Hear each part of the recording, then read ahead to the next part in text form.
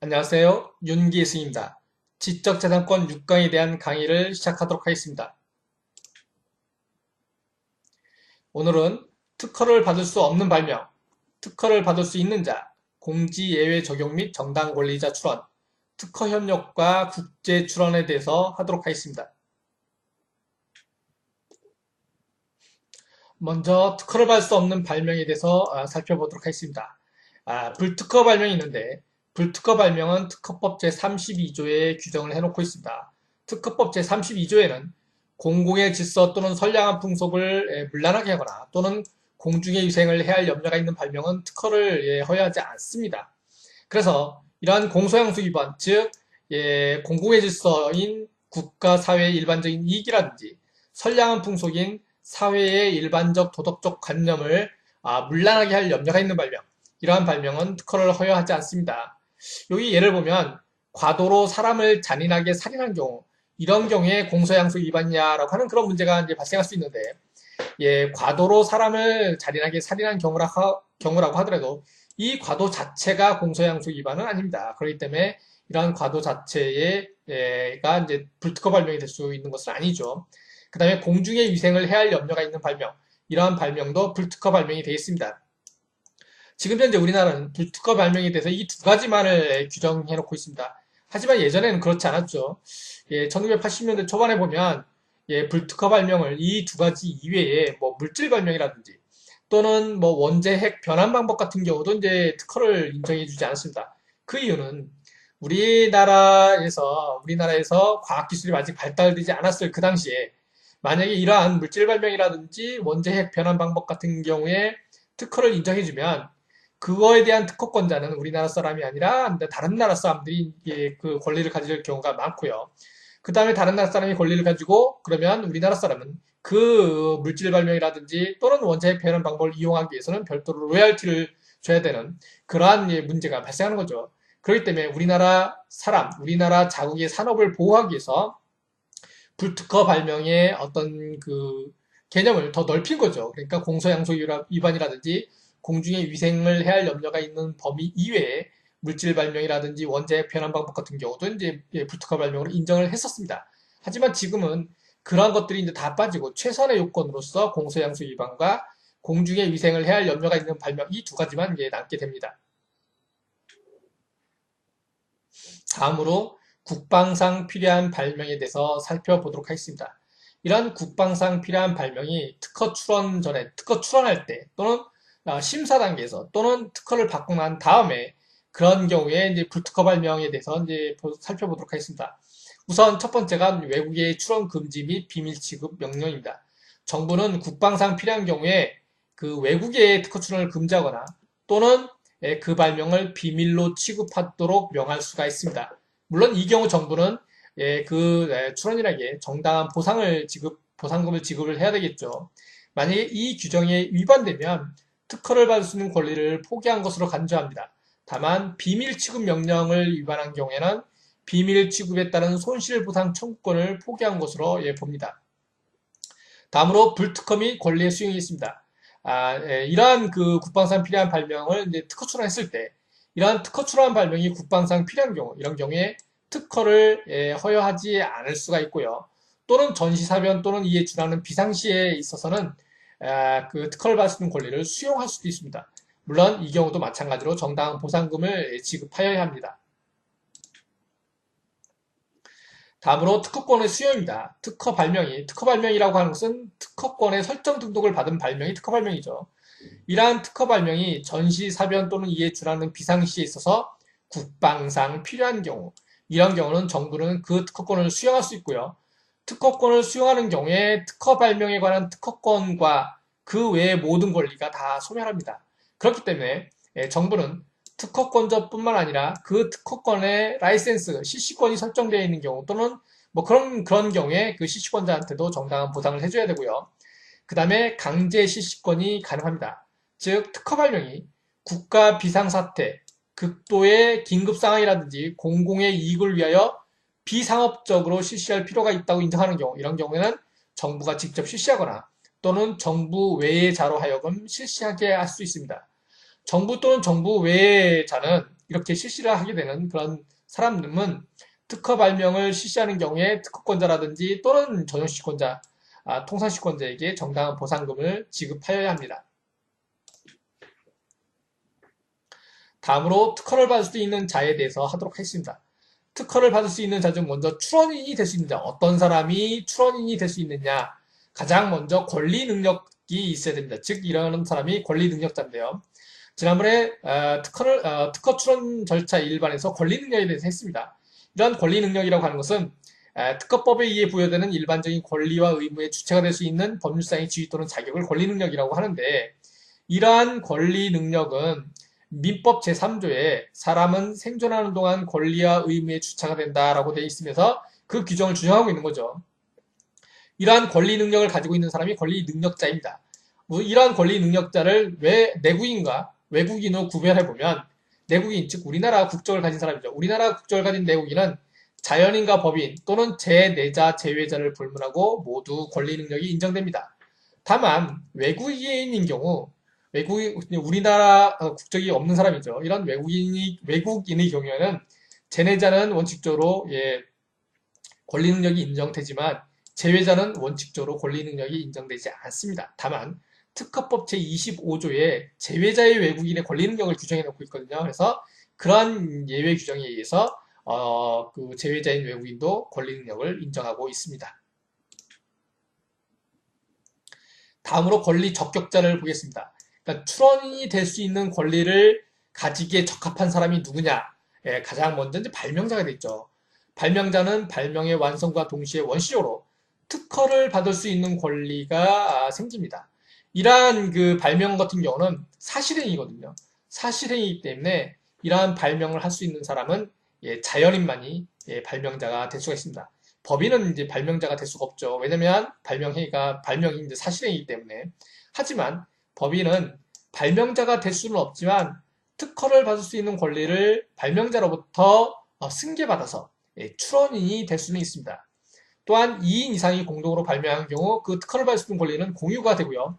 그런 경우 공유자 전원이 공동으로 특허 출원을 하여야 합니다. 이게 바로 이제 특허법 제44조에 규정이 되어 있는데, 이 요건을 위반하면 이 출원은 거절되게 되는 거죠. 그 다음에 직무발명인 경우에 종업원이 직무발명을 한 경우에는 특허를 받을 수 있는 권리는 원시적으로 발명자인 종업원한테 기속되는 게 원칙입니다. 이런 걸 가지고 이제 발명자주의라고 얘기를 했고요. 그 다음에 공무원의 직무발명인 경우는 국가 또는 지방자치단체가 승계해서 특허를 받을 수 있는 권리를 취득하게 됩니다. 다음으로 이제 승계를 보도록 하겠습니다. 승계인도 출원인이 될 수가 있습니다. 즉 당사자 간의 약정이라든지 상속 기타 일반 승계에 의해서 특허를 받을 수 있는 권리를 이전받을 수 있고, 이러한 특허를 받을 수 있는 권리를 이전받은 승계인은 적법하게 출원인이 될 수가 있습니다. 특허청 직원과 특허심판원 직원은 재직 중에 특허를 받을 수 없도록 규정을 하고 있습니다. 다만 예외적으로 상속이라든지 유증의 경우에는 특허를 받을 수가 있습니다. 하지만 이 경우를 빼놓은 나머지 경우에는 재직 중에 특허를 받을 수가 없도록 이런 식으로 특허법은 규정해 놓고 있습니다. 다음으로 특허를 받을 수 있는 권리를 보겠는데요. 특허를 받을 수 있는 권리는 발명의 완성과 동시에 발명자한테 원시적으로 기속되는 권리가 되어 있습니다. 이러한 특허를 받을 수 있는 권리의 이중양도에 대해서 이제 법률적 규정이 있는데요. 특허 출원 전에 이중양도가 있는 경우 승계인이 특허 출원을 하지 않으면 제3자에게 대항할 수 없다라고 규정을 해놓고 있습니다. 그래서 특허 출원이 제3자 대항 요건입니다. 즉 특허 출원 전에 이중양도 된 경우에는 먼저 출원한 사람이 자신의 권리를 주장할 수가 있습니다. 다만 출원 후에 이중양도된 경우, 이런 경우에는 특허 출원인이 변경 신고를 하지 아니하면 그 효력이 발생하지 아니합니다. 즉 출원인 변경 신고가 효력 발생 요건입니다. 그래서 특허 출원 후에 이중양도된 경우에는 먼저 출원을 해야지 효력이 발생하는 겁니다. 다만 상속 기타 일반 승계의 경우는 제외입니다. 왜냐하면 상속 기타 일반 승계에는 피상속인의 사망과 동시에 이제 상속이 이루어지거든요. 그렇기 때문에 이런 출원인 변경 신고를 하지 않아도 상속이 됩니다. 승계가 됩니다. 다만 이러한 승계된 그러한 권리를 특허 출원을 제3자한테 이전하기 위해서는 출원인 변경 신고를 해야만 이전을 할 수가 있습니다. 또한 이러한 특허를 받을 수 있는 권리는 비담보성입니다. 즉 특허를 받을 수 있는 권리는 임시적인 권리이기 때문에 질권 설정이 되지 않습니다. 물론 특허권인 경우는 질권 설정이 가능하죠. 그 다음에 이러한 특허를 받을 수 있는 권리는 이제 공유인데, 이 공유인 경우에 공유자는 각자 자기의 지분이 있거든요. 근데 이러한 지분을 민법상 그런 공유인 경우는 자기 지분을 마음대로 다른 사람한테 양도할 수 있지만, 특허를 받을 수 있는 권리는 무채재산권이고 그렇기 때문에 만약에 자기의 지분을 다른 사람한테 양도가 가능하게 된다면 다른 공유자가 피해를 입을 수가 있습니다. 그렇기 때문에 자기의 지분을 양도하기 위해서는 다른 공유자의 동의를 얻어야 된다는 그런 규정을 별도로 두고 있습니다. 다음으로 공지 예외 적용 및 정당 권리자 출원에 대해서 하도록 하겠습니다. 먼저 공지 예외 적용입니다. 공지 예외 적용에 대해서 예전에는 신규성 의제라고 하는 그런 용어를 사용했습니다. 지금은 공지 예외 적용이라고 이제 하고 있는데, 이러한 공지 예외 적용이라고 하는 것은 특허를 받을 수 있는 권리를 가진 자의 발명이 특허 출원 전에 이미 공지 등이 된 것이라도 일정한 사유에 해당되는 경우는 그날로부터 12개월 이내에 특허 출원을 하게 되면 공지 등이 되지 아니한 것으로 보는 제도가 바로 공지 예외 적용입니다. 만약에 특허 출원된 발명이 특허 출원 전에 공지된 경우, 그런 경우에 원래 그 출원은 신규성 위반, 진보성 위반으로 거절됩니다. 이러한 공지된 게 이제 자기 발명이 공지되고 자기가 특허 출원한 경우도 마찬가지입니다. 그게 이제 원칙입니다. 하지만 이러한 원칙을 기계적으로 적용하면 발명을 공개시킨 자에게 독점 배타권을 부여하게 되는 특허법의 취지하고 맞지가 않습니다. 그렇기 때문에 그런 경우를 대비하기 위해서 공지 예외 적용 주장이라고 하는 규정을 특허법 제30조에 규정하고 있는 것입니다. 공지 예외 적용 사유를 보면 두 가지가 있습니다. 하나는 자기의 의사에 의해서 공지된 경우고, 하나는 자기의 의사에 반해서 공지된 경우입니다. 자기의 의사에 의해서 공지된 경우에는 특허를 받을 수 있는 권리를 가진 자에 의해서 그 발명이 특허법 제29조 1항 각호, 즉 신규성 상실 사유에 해당이 되면 공지 예외 적용 사유가 되고, 또한 자기 의사에 반해서 공지된 경우에도 특허를 받을 수 있는 권리를 가진 자의 의사에 반해서, 즉 사기나 협박, 강박에 의해서 그 발명이 신규성 상실 사유에 해당이 되면 그러면 공지 예외 적용을 받을 수 있는 사유에 해당이 됩니다. 이러한 공지 예외 적용의 요건을 보면 먼저 이러한 그 발명이 공지된 것이 신규성 상실 사유에 해당이 되어야 됩니다. 신규성 상실 사유에 해당되는 공지가 되어야 되는 거고, 그 다음에 공지된 발명이 자기 의사에 의해서든 자기 의사에 반해서든 공지 예외 적용 사유에 해당이 되어야 되고, 그 다음에 최선의 공지일로부터 12개월 이내에 특허 출원이 되어야 됩니다.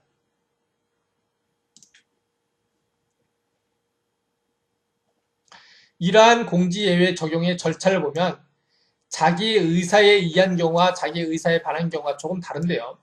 자기 의사에 의한 공지인 경우에는 공지일로부터 12개월 이내에 특허 출원이 돼 있어야 되고, 출원과 동시에 그 출원서에 공지 예외 적용을 받겠다는 취지를 기재하고 출원일로부터 30일 이내에 증명 서류를 제출하여야 합니다. 하지만 자기 의사에 반해서 공지된 경우, 이런 경우에는 그런 그 자기 발명이 자기의 의사에 반해서 공지됐는지조차도 모를 경우가 있을 수 있거든요. 그렇지만 기본적으로 그 공지일로부터 12개월 이내에 특허 출원은 하여야 합니다. 다만 출원서의 취지를 기재한다든지 증명서류를 제출하는 경우, 이런 규정은 적용하지 않습니다. 다만 문제가 됐어요. 그때 항변을 하면 되겠죠. 이러한 공지 예외 적용의 효과를 보면 우선 공지 예외 적용이 적법하다라고 하면 그 출원은 공지된 것으로 인해서 신규성 진보성 위반으로 거절하지 않습니다. 다만 그렇다, 신규성 진보성 위반으로 거절되지 않는다고 하더라도 다른 특허 요건과는 별개의 문제입니다. 즉 다른 거절류가 있으면 그 출원은 거절될 수가 있는 것이지 무조건 특허된다는 얘기가 아니라 신규성 진보성 위반으로 거절되지 않는다라고, 그 공지된 발명으로 신규성 진보성 위반으로 거절되지 않는다라고 하는 그런 의미가 되어 있습니다.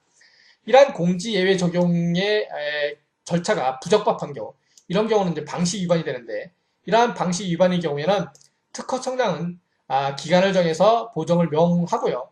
그 기간 내에 보정이 이루어지지 않으면 특허청장은 공지 예외 적용 주장 절차, 그 절차를 무효로 합니다. 즉 무효처분을 내리죠. 이런 무효처분에 대한 불복은 행정심판이라든지 행정소송을 통해서 이제 불복할 수가 있습니다. 다음으로 그레이스 피어리드에 대한 각국의 입법 예를 한번 보도록 하겠는데요. 그레이스 피어리드라고 하는 것은 이제 뭐 우리나라 말로 해석하면 은혜 기간. 우리나라에는 이거에 대해서 이제 공지 예외 적용 주장이라고 하고 예전에는 신규성 의제라고 했던 게 이제 그레이스 피어리드인데요. 이러한 그레이스 피어리드는 각국마다 조금씩 다릅니다.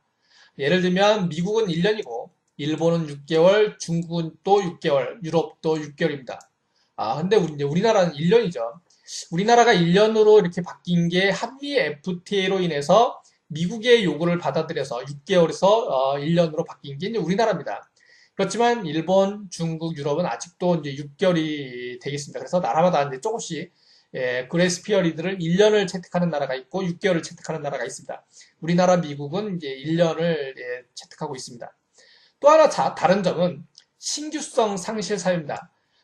우리나라라든지 미국이라든지 일본 같은 경우는 신규성 상실 사유가 특허법 제29조의 그런 신규성 상실 사유 똑같습니다. 그러니까 어느 사유든지 신규성 상실이 공지가 되면 공지일로부터 1년 이내 또는 뭐 일본 같은 경우는 6개월 이내에 특허 출원하고 일정한 절차를 밟으면 공지 예외 적용을 받을 수가 있습니다.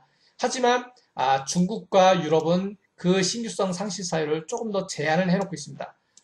중국을 보면 중국에서는 신규성 상실 사유를 중국 정부가 주관하거나 또는 승인한 국제전람회에 최초로 전시한 경우라든지 또는 규정된 학술회의 또는 기술회의에 최초로 발표한 경우 또는 타인이 출원인의 동의를 얻지 않냐고 그 내용을 누설한 경우 요거는 뭐 우리 본 자기 의사에 반한 경우와 똑같지만 요거인 경우에는 이제 조금 이제 문제가 될 수가 있습니다. 예를 들면 어떤 교수가 자기가 한 발명을 강의 시간에 학생들한테 이제 얘기를 했다고 가정합시다. 그런 경우에 학생들은 비밀 유지 의무가 없는 불특정 다수인이 됩니다. 그런 경우에 이런 교수가 자기 의사에 의해서 공지를 한 경우가 되겠죠. 이런 경우에 그 교수는 공지된 날로부터 12개월 이내에 특허 출원을 하면서 특허 출원과 동시에 취지를 기재하고 출원일로부터 30일 이내에 증명서를 제출하면 우리나라에서는 공지 예외 적용을 받기 때문에 공지된 그 강의 시간에 공지된 것으로 인해서 신규성 진보성 위반으로 거절되지는 않습니다. 다만 그러한 공지된 그런 발명을 가지고 이 교수가 중국에 특허 출원을 하려고 하면 일단 그 공지된 날로부터 6개월 이내에 중국에 출원을 해야 되고요. 그 다음에 그 출원을 할 수 있는 신규성 상실 사유가 여기에 해당이 돼야 되는데 학생들한테 공지된 그러한 공지 발명인 경우에는 중국에서 말하는 그레이스 피어리드에 해당이 되지 않습니다. 그렇기 때문에 그 교수가 한국의 학생들한테 발명을 공지하고 우리나라에서 특허 출원 받는 데는 큰 문제가 되지 않지만 중국에서 특허 출원하는 경우에는 특허를 받지 못한다. 즉 신규성, 진보성 위반으로 거절된다는 문제점이 발생한다는 점입니다. 그렇기 때문에 특허 출원 전에 공지를 하면 문제가 발생합니다. 하지만 특허 출원 전에 공지를 한 게 아니라 특허 출원을 하고 난 다음에 공지를 했다라고 하면 그때는 이제 우선권 주장이 가능하기 때문에 이제 별 문제가 되지 않죠. 하지만 공지부터 하고 나중에 출원한 경우에는 우리나라에는 큰 문제가 되지 않지만 다른 나라에 특히 중국이라든지 유럽에 출원할 때는 문제가 될 여지가 충분히 있습니다. 그래서 반드시 공지부터 하는 게 아니라 발명을 한 경우에 특허 출원부터 해야 됩니다.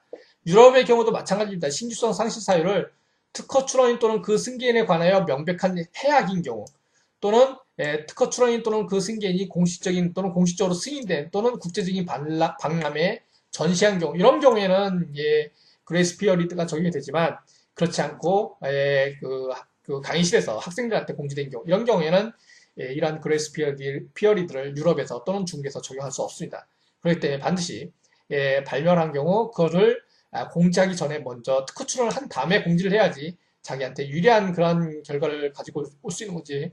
그렇지 않다면 자기가 발명한 그런 발명에 대해서 다른 나라에서 특허를 받지 못할 그런 경우가 있습니다. 다음으로 정당한 권리자의 출원에 대해서 하도록 하겠습니다. 정당한 권리자의 출원과 관련된 이 개념을 살펴보면 정당한 권리자와 무권리자를 나눌 수 있는데 정당한 권리자라고 하는 것은 발명을 한 자, 당연하겠죠. 그 다음에 그 발명에 대해서 그 자로부터 정당하게 특허를 받을 수 있는 권리를 승계받은 자, 이 사람도 이제 정당한 권리자가 되어 있습니다. 반면에 무권리자는 발명자가 아닌 자로서 특허를 받을 수 있는 권리를 정당하게 승계받지 못한 자, 이런 사람들이 이제 무권리자가 되겠습니다. 이러한 무권리자 출원인 경우 정당 권리자가 그 효력을 받기 위해서는 받기 위한 그 시기는 크게 그 무권리자의 특허 출원과 무권리자가 특허를 받은 경우 이렇게 해서 이제 나눌 수가 있는데 무권리자의 특허 출원이 특허법 제33조 1항 본문의 그 무권리자의 출원인 경우 이런 경우에는 거절 결정이 확정된 날로부터 30일 이내에 특허 출원을 합니다. 여기에서의 거절 결정이 확정된 날로부터 30일은 언제까지 정당 권리자가 출원을 해야 된다라고 하는 그런 시점이지 거절 결정 확정된 다음 날로부터 출원해야 된다는 의미는 아닙니다. 그 전에 출원하는 경우는 여기에 해당이 되기 때문에 상관이 없는 거죠. 그 다음에 무권리자의 특허가 특허법 제33조 1항 본문 위반으로 무효심결이 확정된 경우 이런 경우에는 무효심결이 확정된 날로부터 30일 이내에 하여되고 또한 요건이 플러스 등록 공고 이전 이내의 요건도 충족을 해야 합니다. 그래서 무효심결이 확정된 날로부터 30일 플러스 엔드 개념이죠. 등록 공고 이전 이내에 출원을 해야지 이 정당 권리자 출원이 무권리자 출원이로 이제 소급받을 수가 있습니다. 앞에서도 얘기했지만 여기에서의 무효심결 확정일로부터 30일은 그때까지 정당 권리자가 출원을 하여야 된다는 의미지 무효심결이 확정된 날 이후에 출원을 하여야 된다는 얘기는 아닙니다. 그 전에 출원해도 상관이 없습니다. 무권리자 출원에 대한 정당 권리자 출원에 대한 효과를 보도록 하겠습니다. 만약에 그런 무권리자 출원인 경우에 정당 권리자가 출원한 게 적법하다라고 하면 그때 이 그 정당 권리자의 출원은 무권리자의 출원일로 출원일이 소급됩니다. 출원일이 소급되기 때문에 무권리자 출원일과 정당 권리자 출원일 사이에 어떤 다른 사람이 어떤 그 출원을 공지했다든지 뭐 이런 경우에는 신규성, 진보성 위반으로 거절되지 않겠죠. 왜냐면은 출원일 자체가 앞으로 소급되기 때문에. 다만 존속 기간에 대해서는 이제 정당 권리자가 손해를 입을 수가 있습니다. 예를 들면 본래 그런 게 없다면 이 설정 등록일로부터 특허권이 발생하고 그 특허권이 존속 기간이 만료되는 것은 정당 권리자 출원일로부터 원래 20년이 돼야 되는데 출원일이 소급되기 때문에 무권리자의 출원일로부터 20년이 됩니다. 그렇기 때문에 자기의 존속 기간이 짧아지는 그러한 문제는 있습니다. 이러한 정당 권리자의 출원이 부적합한 경우에는 출원일이 소급되지 않습니다. 출원일이 소급되지 않기 때문에 존속 기간도 소급되지 않습니다. 다만 이런 경우에는 무권리자의 출원과 정당 권리자의 출원 사이에 다른 거절류가 있다라고 하면 그거로 인해서 거절될 가능성이 있기 때문에 아무래도 무권리자 출원에 대한 정당 권리자 출원이 부적법한 경우보다는 적법한 경우가 좀 더 안전한 그런 결과가 되겠습니다. 다음으로 특허협력조약과 국제출원에 대해서 살펴보도록 하겠습니다. 지금 여기 그림이 있는데 그림을 보면 국제출원을 하게 되면 지정관청에 국제출원을 하게 되면 이러한 그런 국제출원은 국제사무국으로 갑니다. 그래서 국제 단계를 거치는데 이런 국제 단계에서 국제조사를 하게 되고 그 다음에 국제출원일로부터 1년 6개월이 되면 국제 공개가 됩니다. 그 다음에 선택적 사항이지만 국제 예비심사도 가능합니다. 이 국제 단계는 약 한 31개월 정도가 됩니다. 30개월에서 31개월이 되는데 우리나라 경우에는 이제 31개월 정도 됩니다. 그래서 국제 단계를 거친 다음에 각 나라마다 각 지정국마다 이 출원이 이제 퍼지게 되는 거죠. 그래서 그 나라에서 그 기준일까지 번역문을 제출하면 그 나라에서의 단계를 거치게 됩니다. 그게 바로 이제 국내 단계가 되는 거죠.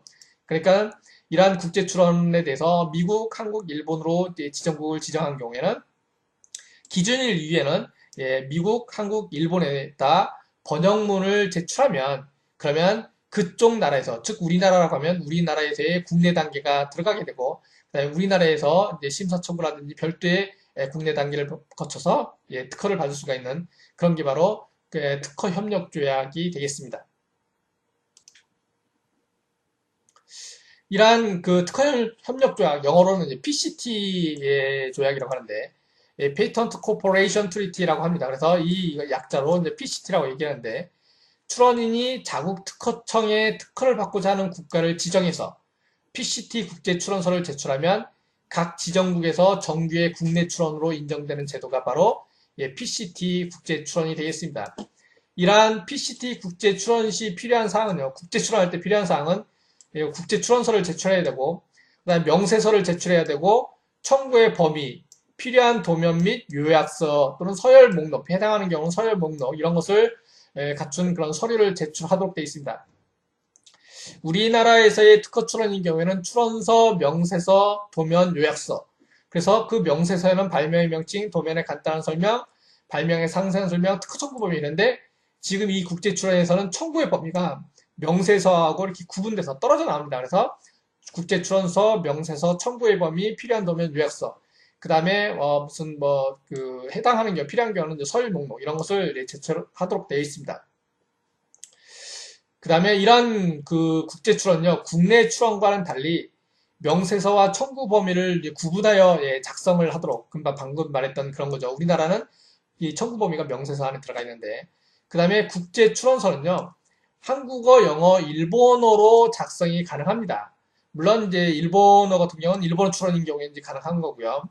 그 다음에 수리관청은 이러한 국제 출원 접수 1개월 이내에 서류 작성 여부에 대한 방식 심사를 하도록 이런 식으로 되어 있습니다.